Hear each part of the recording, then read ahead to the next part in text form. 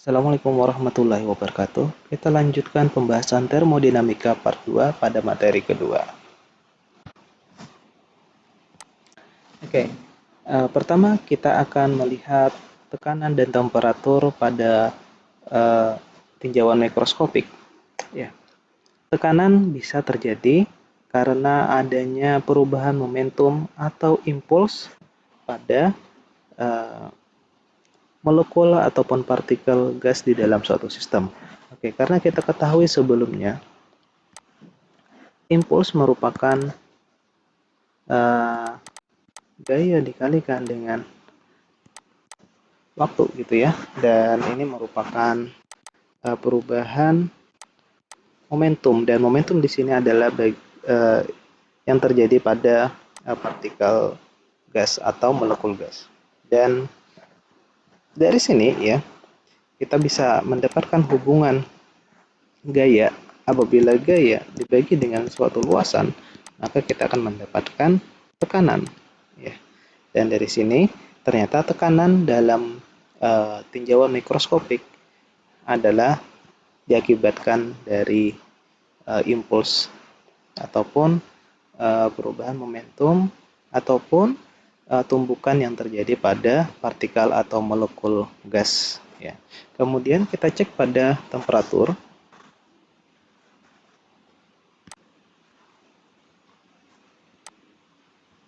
Nah, temperatur juga demikian ya. Dalam tinjauan mikroskopik, temperatur sangat dipengaruhi oleh kecepatan rata-rata dari partikel. Contoh misalnya di dalam uh, kotak ya. Di dalam kotak ini terdapat ada 6 molekul dan setiap molekul mempunyai kecepatan yang berbeda-beda. Nah, kemudian kita bisa mencari resultan kecepatan untuk setiap molekul, kemudian kita rata-ratakan dan kita mendapatkan yang namanya kecepatan RMS. Nah, kecepatan RMS ini pasti akan sangat mempengaruhi tinggi dan kecilnya energi kinetik ya. Dan energi kinetik ini mempunyai hubungan dengan temperatur. Jadi semakin tinggi temperatur, maka sebenarnya partikel ini semakin cepat bergerak. Ya, jadi dalam tinjauan mikroskopi gitu ya, dalam tinjauan dunia mikro ataupun kita melihat bagaimana interaksi molekulnya, maka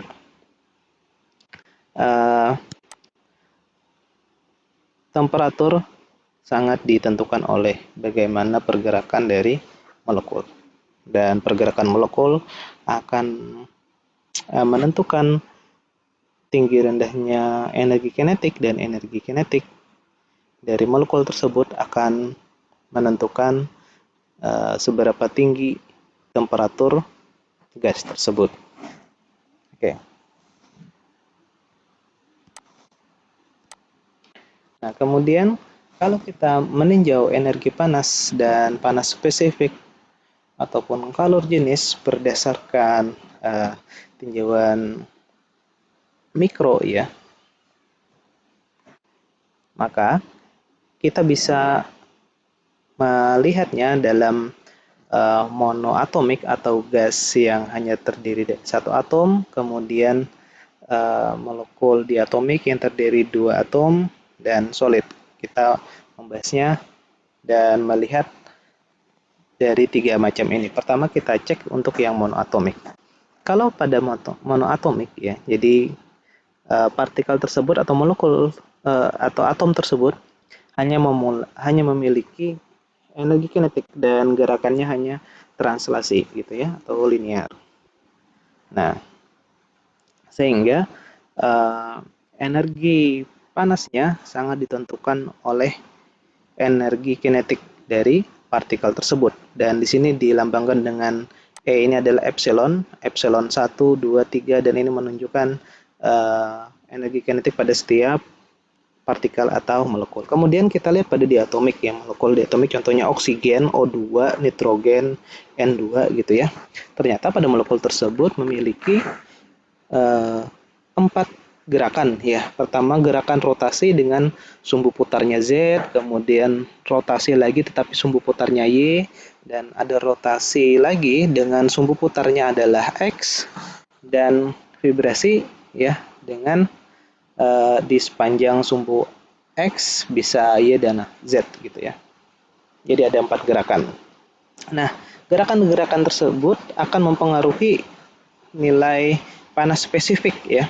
Panas spesifik baik itu pada monoatomik maupun diatomik, dan kita lihat pada solid atau benda padat, maka setiap atom memiliki energi kinetik dan energi potensial karena dia setiap atomnya saling berikatan ya. Jadi anggaplah seperti ini. Jadi energi panas gitu ya pada sistem sangat dipengaruhi oleh pertama energi kinetik, bisa jadi dia bervibrasi, dan juga energi potensialnya. Tapi kita nanti lebih banyak membahas ke gas daripada untuk solid. Nah, sehingga kalau misalnya kita ringkas, maka energi kalor ya atau energi panas dari sistem merupakan energi kinetik, kemudian energi kinetik rotasi, dan ditambah energi vibrasi. Nah, dengan pembagian seperti ini untuk monoatomic gas, diatomic gas, dan solid seperti itu.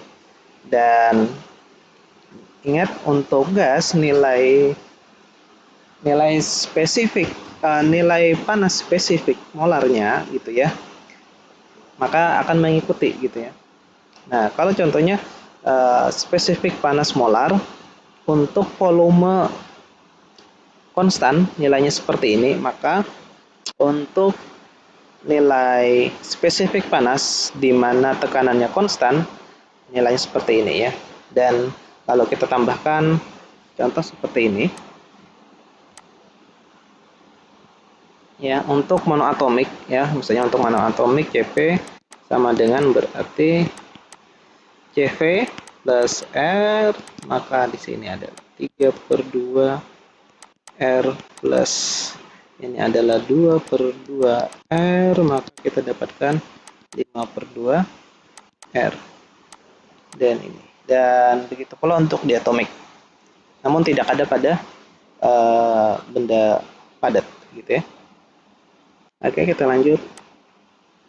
Nah, kita masuki hukum termodinamika kedua. Jadi berdasarkan hukum termodinamika kedua, kalor bisa ditransfer secara spontan dari sistem yang lebih panas ke yang lebih dingin, namun tidak bisa dari sistem yang dingin ke panas hingga mencapai keadaan setimbang. Jadi hanya bisa dari panas ke dingin hingga mencapai keadaan seimbang ya. Keadaan seimbang maksudnya apa? Maksudnya nanti kedua sistem tersebut ditandai dengan temperatur yang sama. Oke, bisa kita melihat dengan ilustrasi seperti ini. Nah, jika sistem 1, sistem 2 ini lebih panas ya, temperaturnya lebih panas dibandingkan dengan sistem 2 yang cenderung lebih dingin gitu ya. Kemudian dia berada pada suatu wadah yang terisolasi terhadap lingkungan, namun di dalamnya diberi sekat ya, diberi membran. Nah, kemudian energi panas atau kalor akan ditransfer dari sistem yang lebih panas ini ke yang lebih dingin. Nah, secara mikroskopinya ya, atau kita melihat dari tinjauan molekulnya, maka di sini terjadi tumbukan gitu ya, tumbukan, dan energi tersebut ditransfer melalui tumbukan tersebut hingga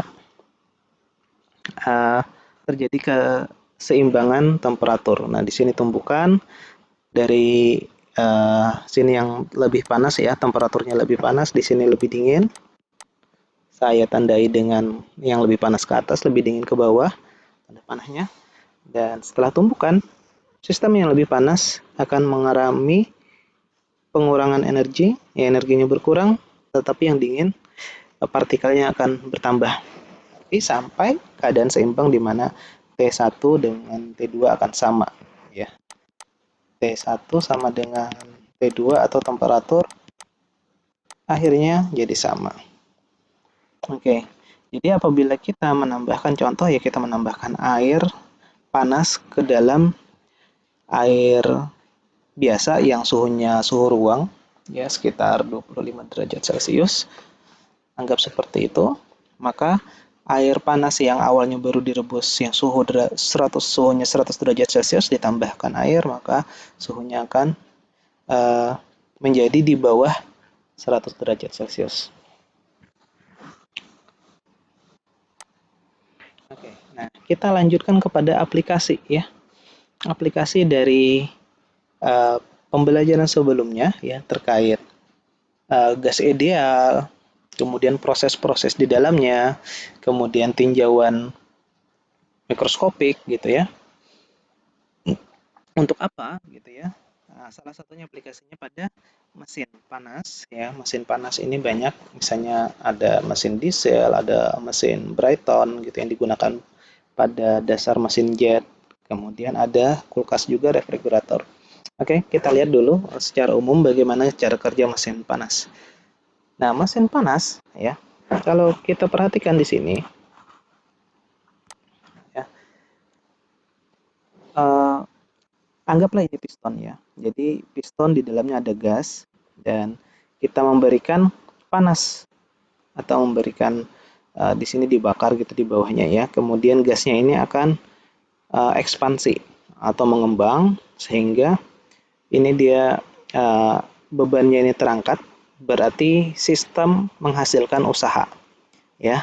Setelah menghasilkan usaha, anggaplah kita kunci pistonnya di sini sehingga pistonnya nggak bisa turun, tetapi bebannya sudah terlempar karena diberi usaha. Nah, kemudian selama proses penguncian, ya pistonnya masih dikunci, udara yang di dalam, maka panasnya akan ditransfer ke lingkungan, ya.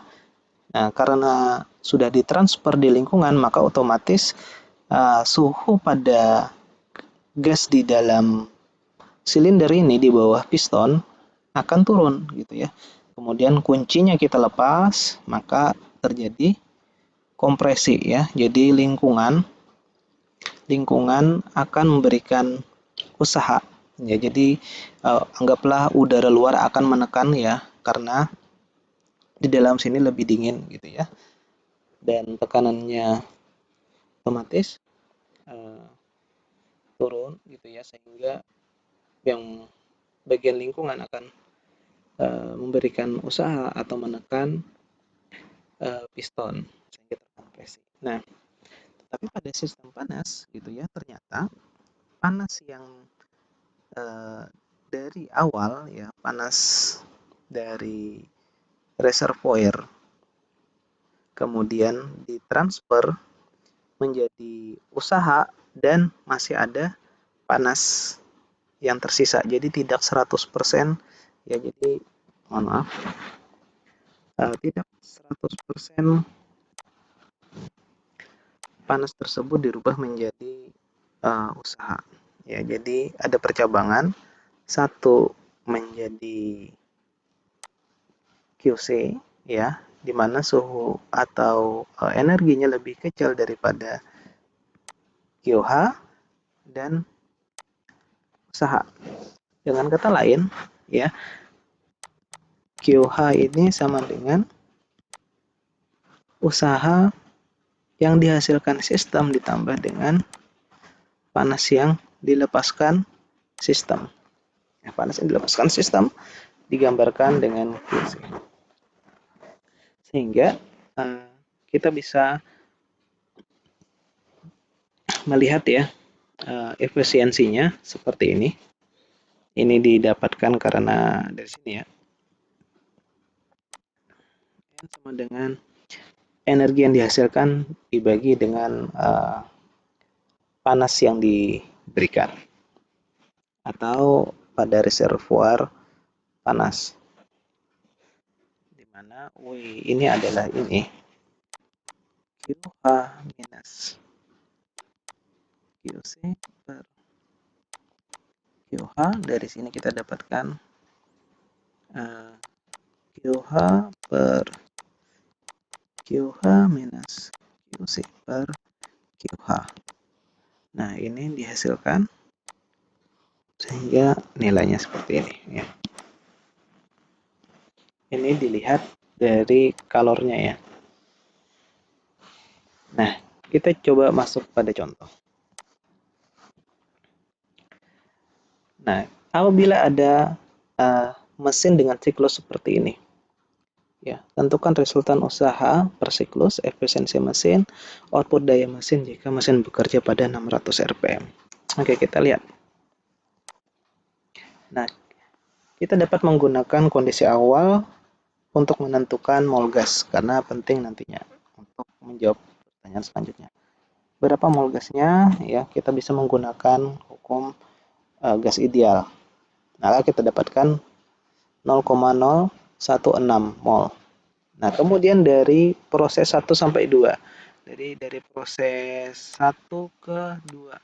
Nah, kita lihat di sini tekanannya sama. Ya, tekanannya konstan. Maka di sini adalah proses isobarik dan juga volumenya naik dari 200 ke sini hampir 600 ya.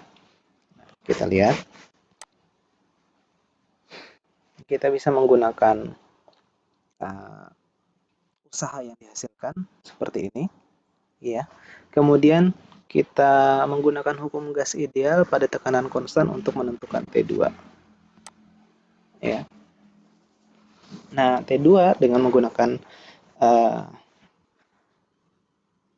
persamaan garis ideal ya. Sebenarnya kan gas ideal PV2 per T2 sama dengan P1 per T1. Nah, karena ini konstan maka nilai ini sama ya. Tersisalah ini dan kita bisa mencari T2-nya. Nah, T2-nya kita gunakan untuk nanti mencari nilai berapakah kalor yang dihasilkan dari proses 1 ke 2 dengan menggunakan ini. Ya. Nah, ini sebelumnya kita ketahui bahwa Cp sama dengan Cv plus R dan untuk monoatomik adalah 2/3 R ya plus R sehingga kita dapatkan nilai ini. Nah, kemudian kita masukkan untuk mendapatkan nilai kalor ya. Pada pembahasan sebelumnya kita dapatkan Q adalah N Cp delta T atau kita bisa dapatkan dari NCV delta T. Kenapa kita mengambil Cp? Di sini keadaannya adalah isobarik atau tekanan konstan sehingga kita menggunakan Cp di sini. Kita lanjutkan.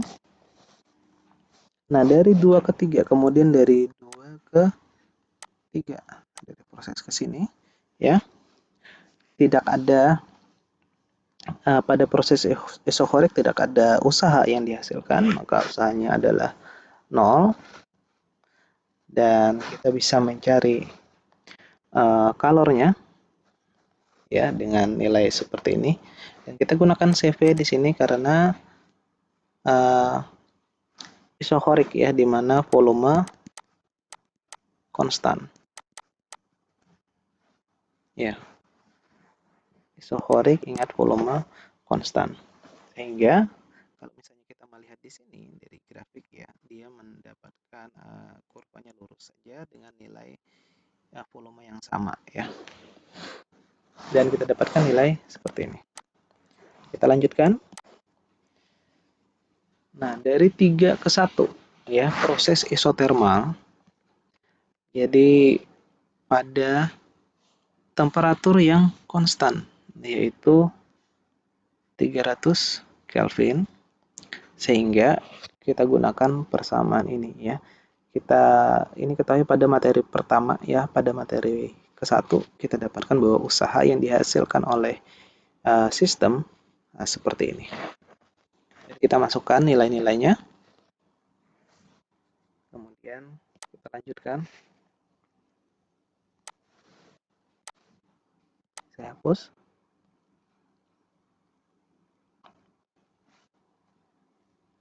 Nah,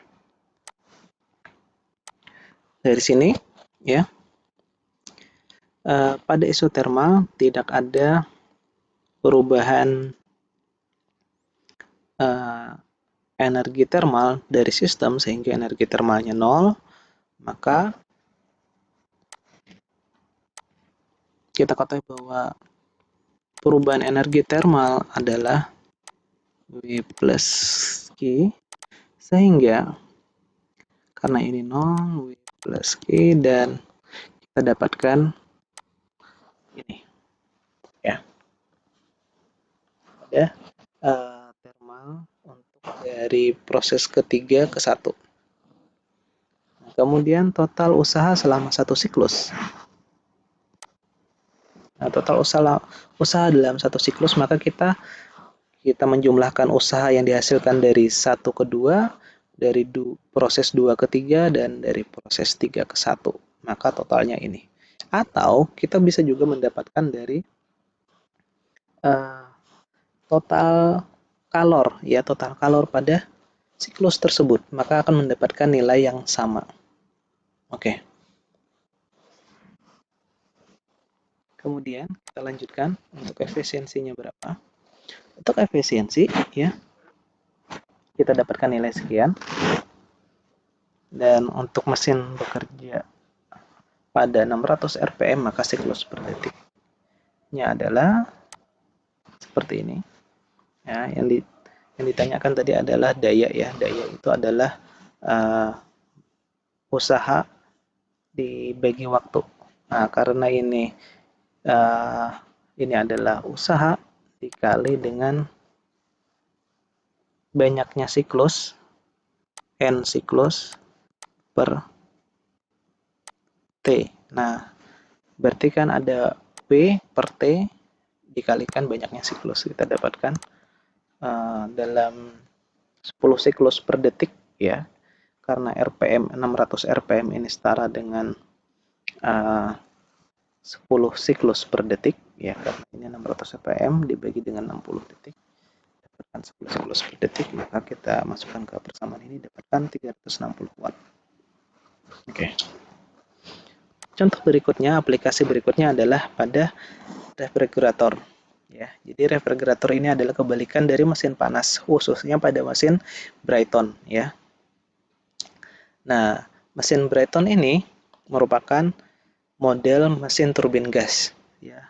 Mesin turbin gas sering digunakan pada pembangkit energi listrik dan dasar untuk mesin jet serta roket. Nah, jadi kalau kita lihat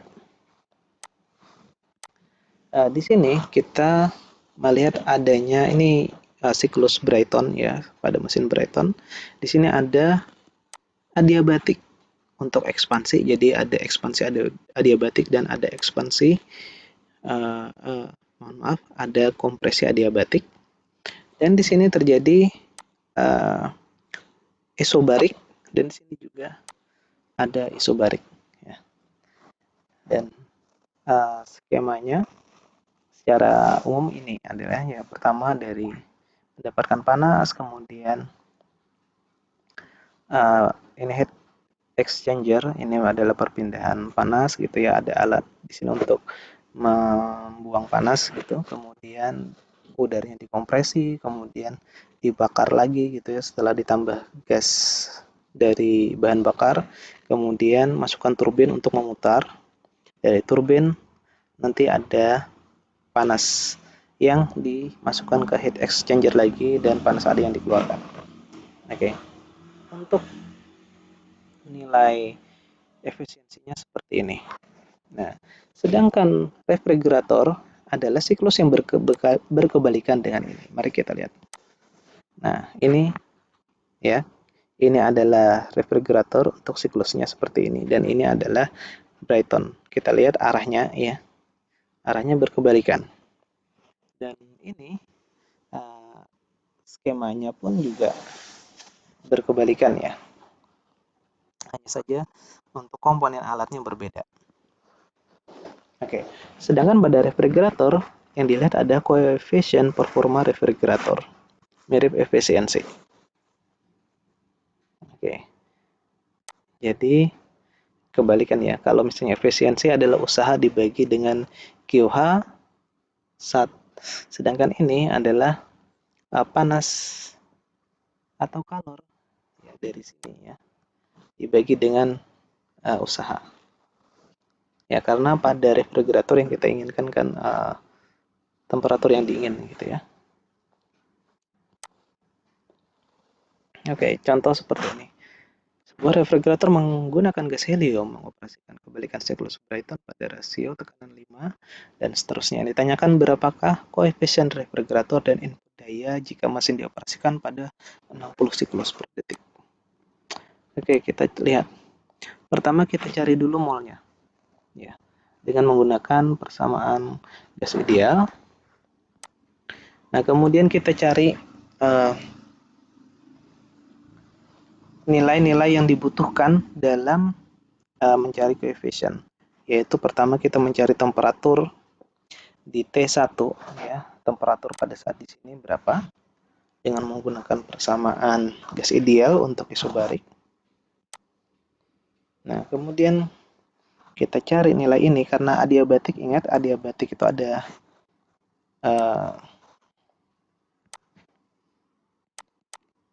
PV ini adalah konstan untuk adiabatik dan ini ya nilai ini dan ini ada di penurunan sebelumnya ya, ada di sini.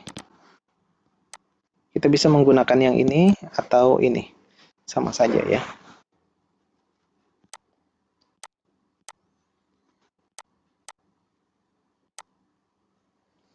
Oke, yang kita gunakan adalah ini ya, kemudian kita dapatkan di sini ya sebenarnya adalah P1 minus ini adalah gamma dikalikan T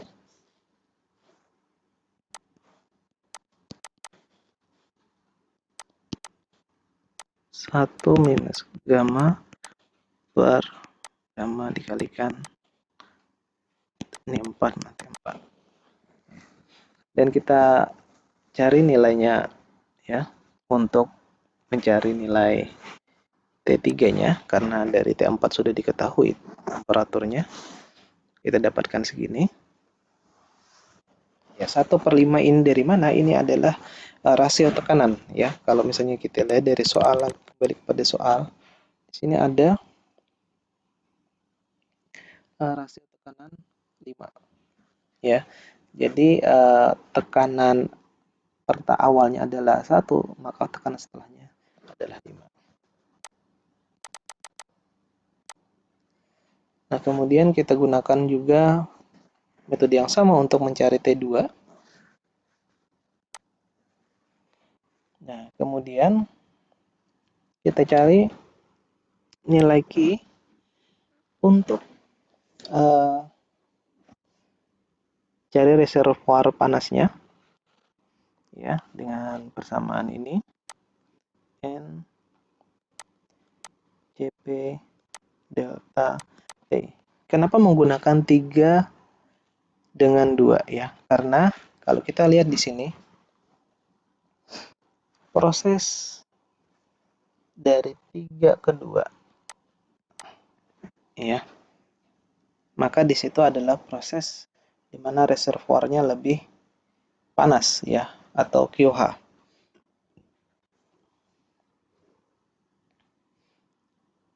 Sedangkan dari 4 ke 1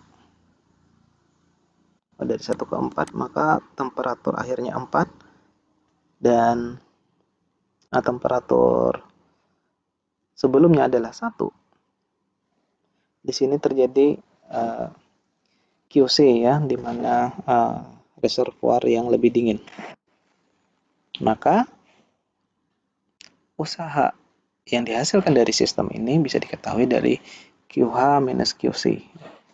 Maka koefisien performanya adalah ini ya. Jadi kita sebenarnya untuk mencari QC dan usaha dengan pola seperti ini ya. maka kita dapatkan nilai seperti ini. Kemudian, berapakah daya? Dayanya adalah seperti ini. Ya, jadi ini usaha dikalikan dengan siklus, banyaknya siklus per waktu. Maka kita dapatkan nilainya 410 watt. Oke, demikian pembahasan untuk materi kedua.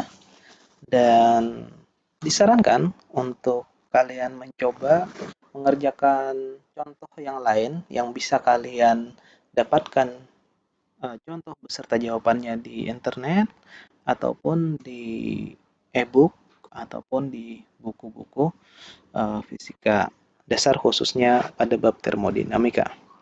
Oke, terima kasih atas perhatiannya. Assalamualaikum warahmatullahi wabarakatuh.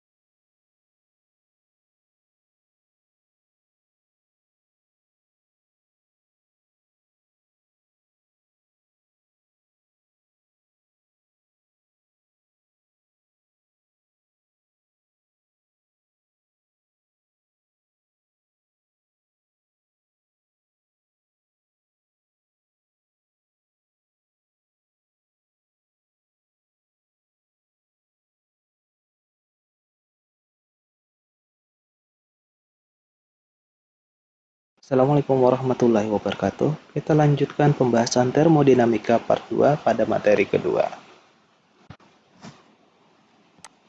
Oke, pertama kita akan melihat tekanan dan temperatur pada tinjauan mikroskopik. Ya, tekanan bisa terjadi karena adanya perubahan momentum atau impuls pada molekul ataupun partikel gas di dalam suatu sistem. Oke, karena kita ketahui sebelumnya, impuls merupakan gaya dikalikan dengan waktu gitu ya, dan ini merupakan perubahan momentum, dan momentum di sini adalah yang terjadi pada partikel gas atau molekul gas. Dan dari sini ya, kita bisa mendapatkan hubungan gaya. Apabila gaya dibagi dengan suatu luasan, maka kita akan mendapatkan tekanan ya. Dan dari sini ternyata tekanan dalam tinjauan mikroskopik adalah diakibatkan dari impuls ataupun perubahan momentum ataupun tumbukan yang terjadi pada partikel atau molekul gas ya. Kemudian kita cek pada temperatur.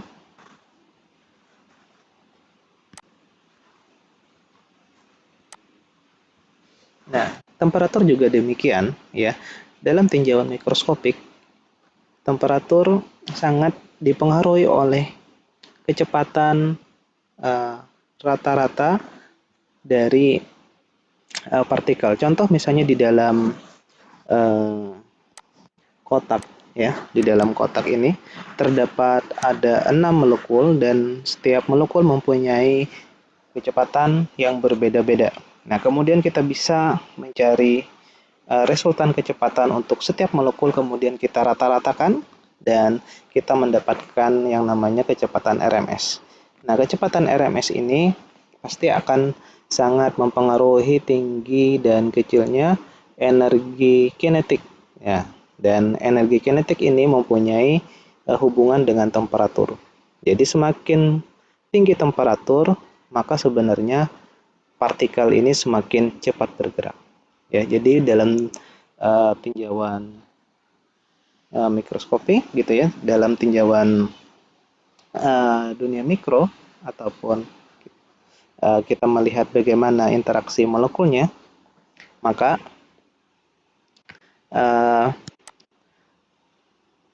temperatur sangat ditentukan oleh bagaimana pergerakan dari molekul. Dan pergerakan molekul akan menentukan tinggi rendahnya energi kinetik, dan energi kinetik dari molekul tersebut akan menentukan seberapa tinggi temperatur gas tersebut. Oke.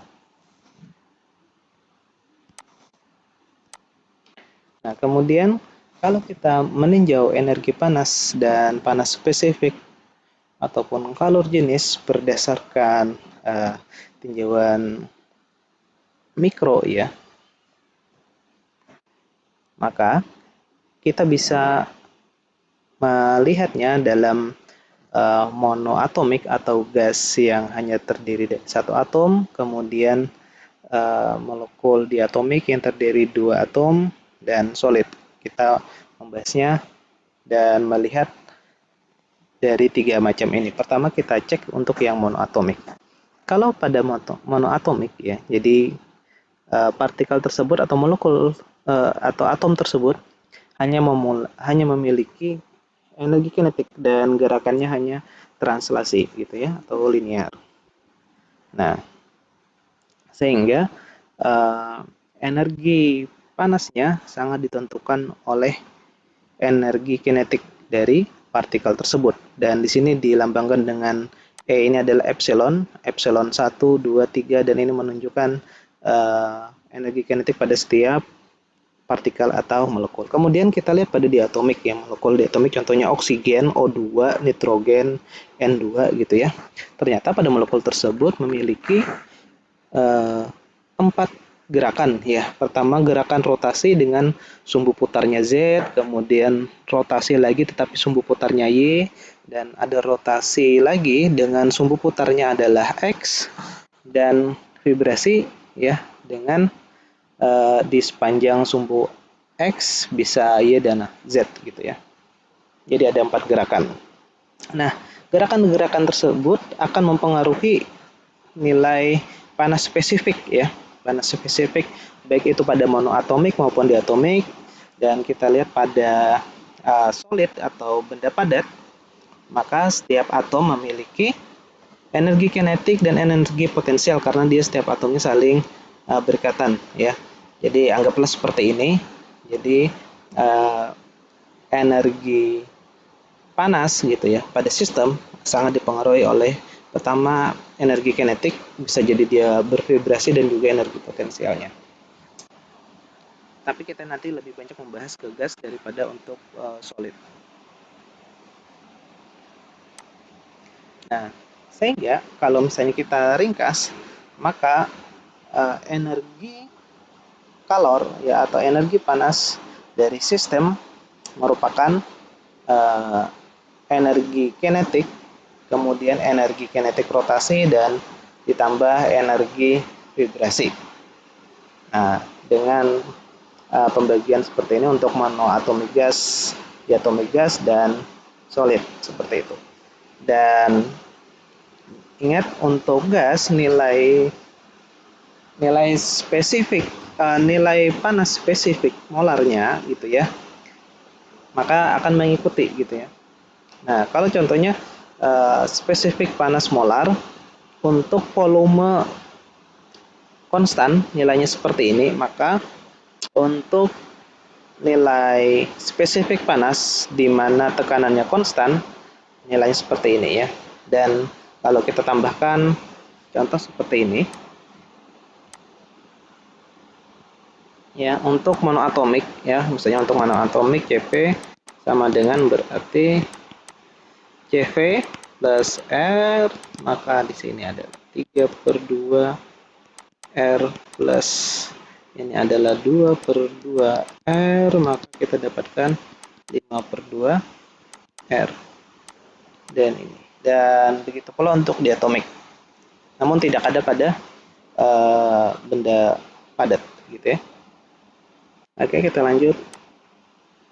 Nah, kita masuki hukum termodinamika kedua. Jadi berdasarkan hukum termodinamika kedua, kalor bisa ditransfer secara spontan dari sistem yang lebih panas ke yang lebih dingin, namun tidak bisa dari sistem yang dingin ke panas hingga mencapai keadaan setimbang. Jadi hanya bisa dari panas ke dingin hingga mencapai keadaan seimbang ya. Keadaan seimbang maksudnya apa? Maksudnya nanti kedua sistem tersebut ditandai dengan temperatur yang sama. Oke, bisa kita melihat dengan ilustrasi seperti ini. Nah, jika sistem 1, sistem 2 ini lebih panas ya, temperaturnya lebih panas dibandingkan dengan sistem 2 yang cenderung lebih dingin gitu ya.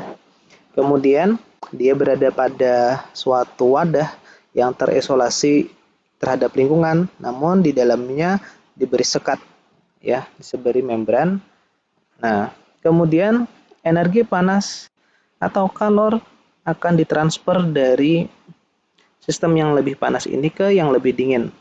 Nah, secara mikroskopinya ya, atau kita melihat dari tinjauan molekulnya, maka di sini terjadi tumbukan gitu ya, tumbukan, dan energi tersebut ditransfer melalui tumbukan tersebut hingga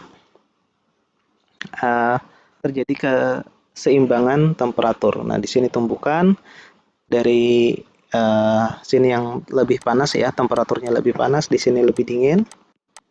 Saya tandai dengan yang lebih panas ke atas, lebih dingin ke bawah, tanda panahnya. Dan setelah tumbukan, sistem yang lebih panas akan mengalami pengurangan energi, ya energinya berkurang, tetapi yang dingin partikelnya akan bertambah. Sampai keadaan seimbang di mana T1 dengan T2 akan sama ya. T1 sama dengan T2 atau temperatur akhirnya jadi sama. Oke, jadi apabila kita menambahkan contoh ya kita menambahkan air panas ke dalam air biasa yang suhunya suhu ruang ya sekitar 25 derajat Celcius. Anggap seperti itu. Maka air panas yang awalnya baru direbus yang suhunya 100 derajat Celcius ditambahkan air maka suhunya akan menjadi di bawah 100 derajat Celcius. Oke, nah kita lanjutkan kepada aplikasi ya. Aplikasi dari uh, pembelajaran sebelumnya ya terkait gas ideal, kemudian proses-proses di dalamnya, kemudian tinjauan mikroskopik gitu ya. Untuk apa gitu ya?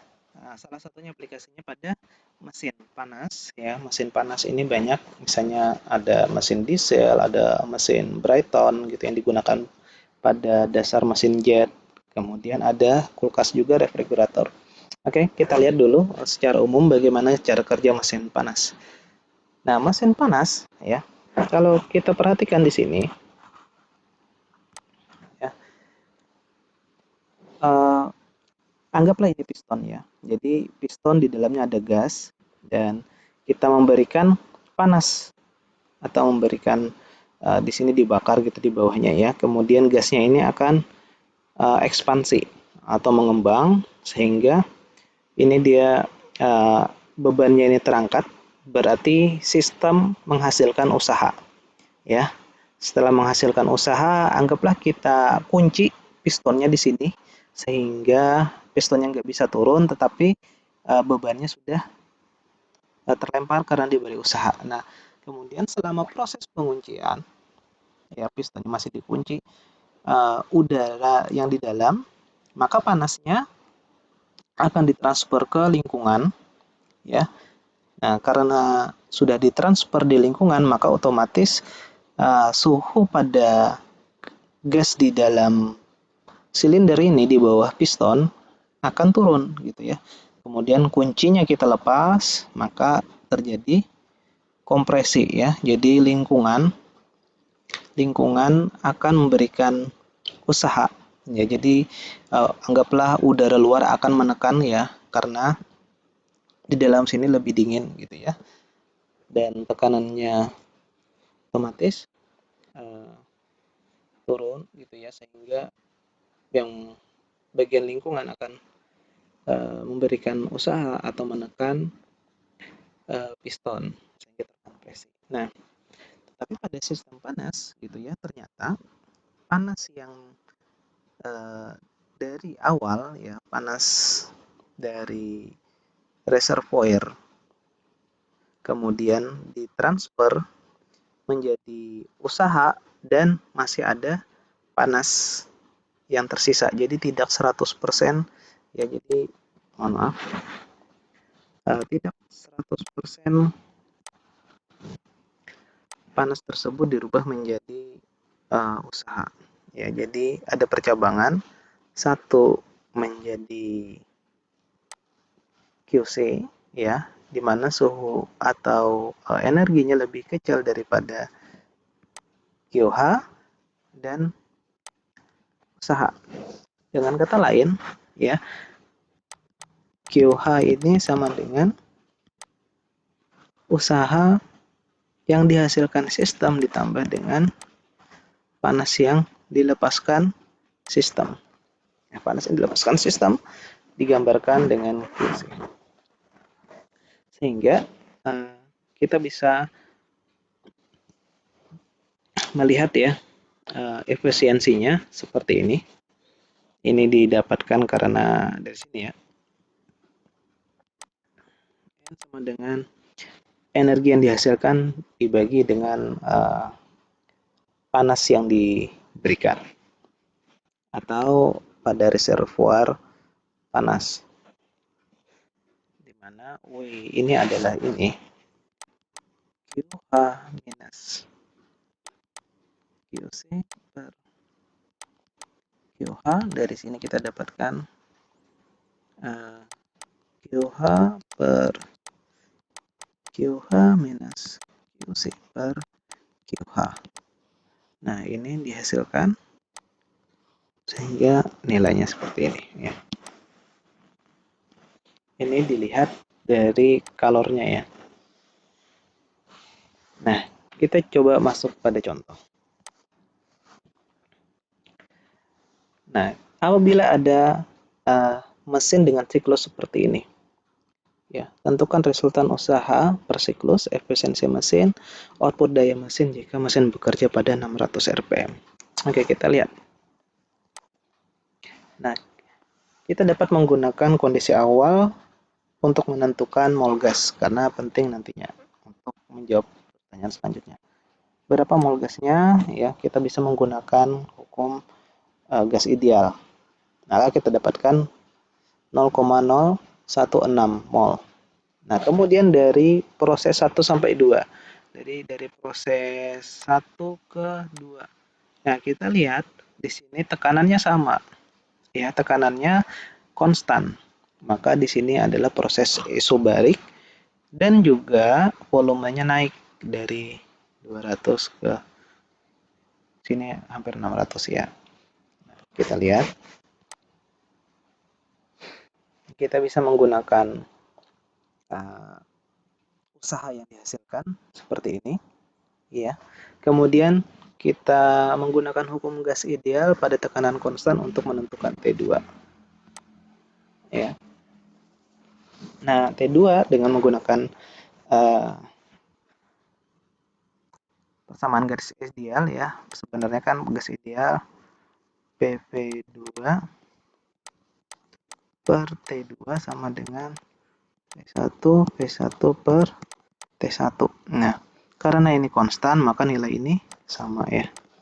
Tersisalah ini dan kita bisa mencari T2-nya. Nah, T2-nya kita gunakan untuk nanti mencari nilai berapakah kalor yang dihasilkan dari proses 1 ke 2 dengan menggunakan ini. Ya.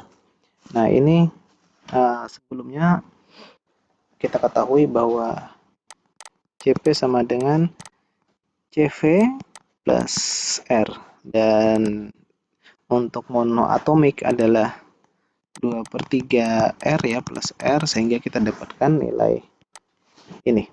Nah, kemudian kita masukkan untuk mendapatkan nilai kalor ya.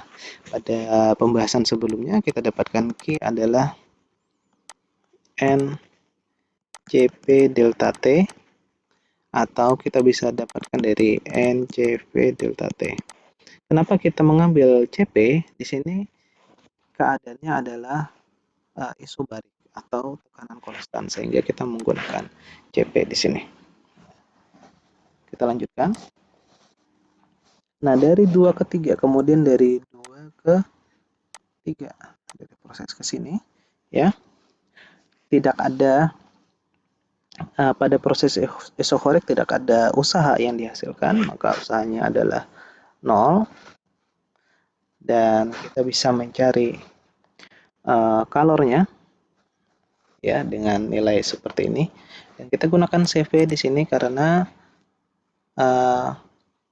isokorik ya, di mana volume konstan. Ya.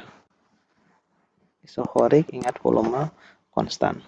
Sehingga kalau misalnya kita melihat di sini dari grafik ya, dia mendapatkan kurvanya lurus saja dengan nilai volume yang sama ya.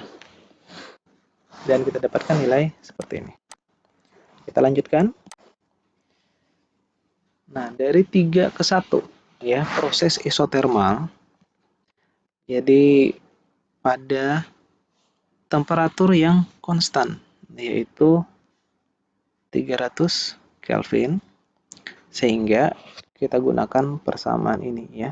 Kita ini ketahui pada materi pertama ya, pada materi ke-1 kita dapatkan bahwa usaha yang dihasilkan oleh sistem seperti ini. Dan kita masukkan nilai-nilainya. Kemudian kita lanjutkan. Saya hapus.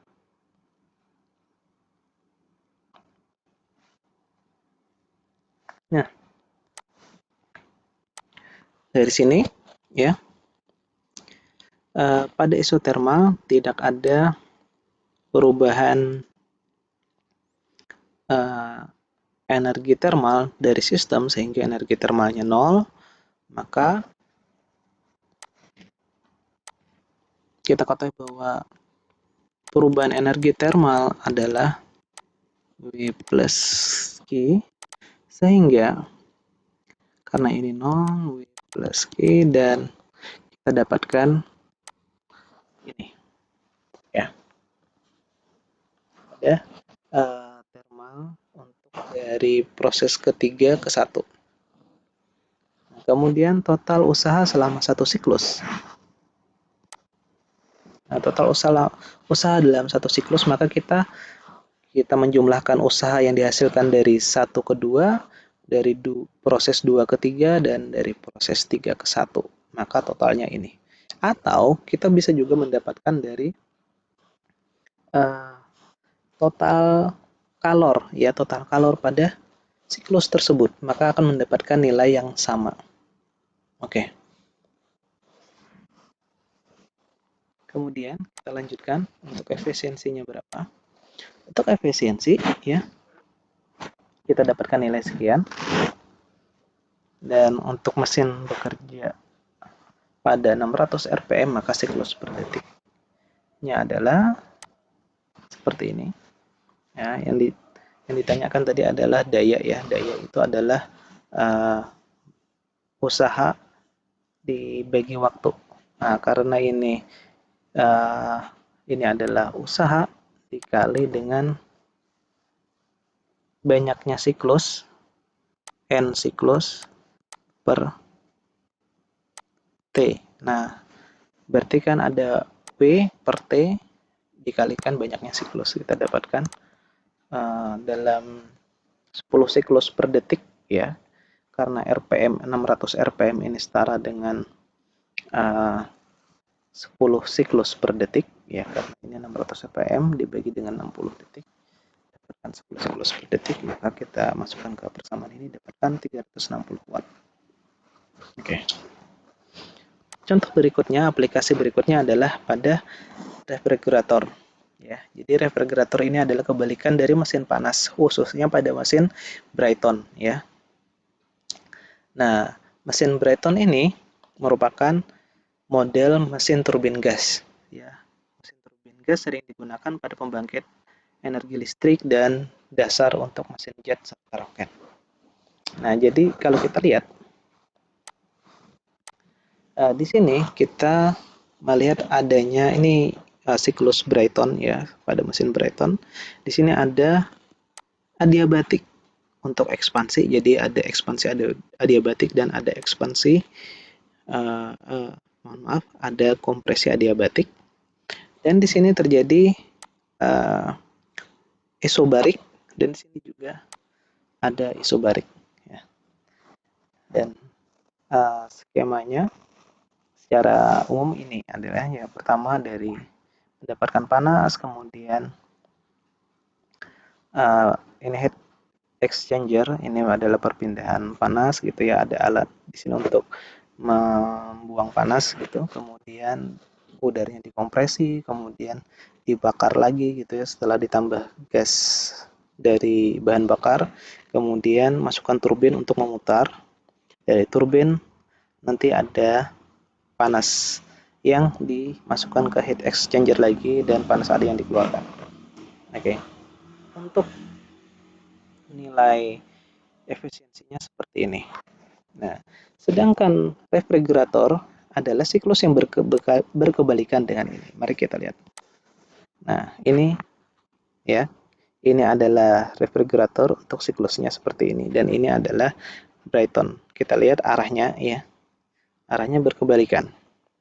Dan ini skemanya pun juga berkebalikan, ya. Hanya saja untuk komponen alatnya berbeda. Oke, sedangkan pada refrigerator yang dilihat ada koefisien performa refrigerator, mirip efisiensi.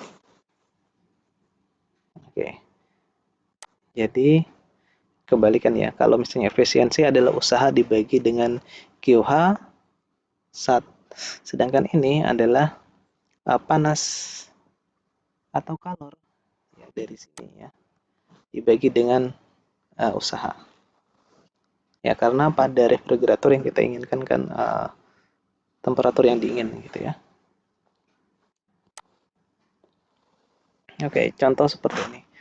Sebuah refrigerator menggunakan gas helium mengoperasikan kebalikan siklus Brayton pada rasio tekanan 5 dan seterusnya. Ditanyakan berapakah koefisien refrigerator dan input daya jika mesin dioperasikan pada 60 siklus per detik. Oke, kita lihat. Pertama kita cari dulu molnya. Ya, dengan menggunakan persamaan gas ideal. Nah, kemudian kita cari nilai-nilai yang dibutuhkan dalam mencari koefisien, yaitu pertama kita mencari temperatur di T1 ya, temperatur pada saat di sini berapa dengan menggunakan persamaan gas ideal untuk isobarik. Nah, kemudian kita cari nilai ini karena adiabatik, ingat adiabatik itu ada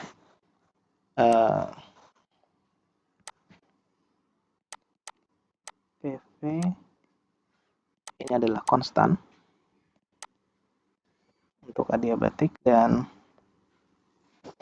ini ya nilai ini dan ini ada di penurunan sebelumnya ya, ada di sini. Kita bisa menggunakan yang ini atau ini, sama saja ya.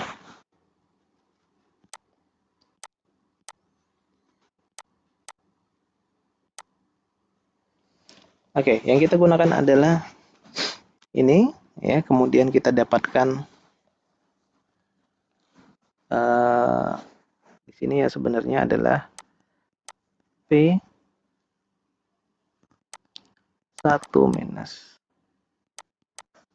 ini adalah gamma dikalikan T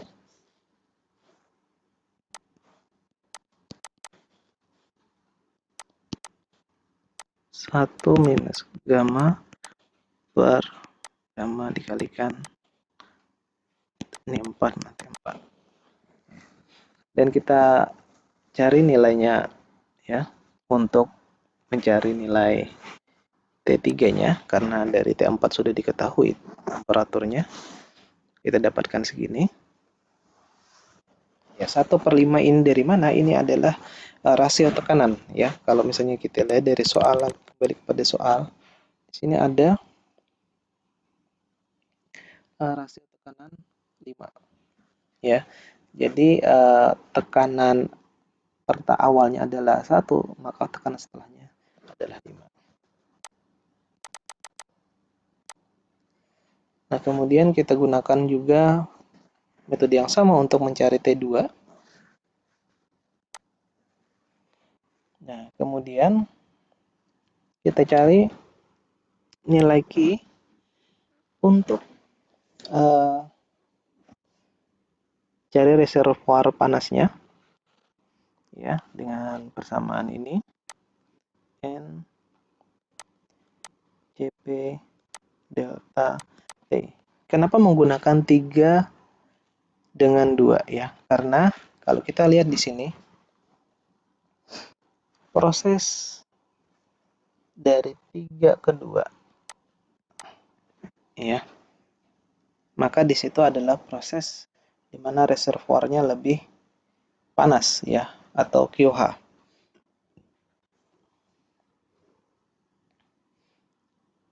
Sedangkan dari 4 ke 1,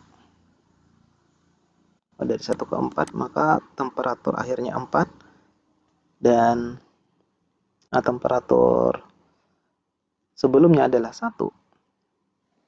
Di sini terjadi QC ya, di mana reservoir yang lebih dingin. Maka usaha yang dihasilkan dari sistem ini bisa diketahui dari QH minus QC. Maka koefisien performanya adalah ini ya. Jadi kita sebenarnya untuk mencari QC dan usaha dengan pola seperti ini ya.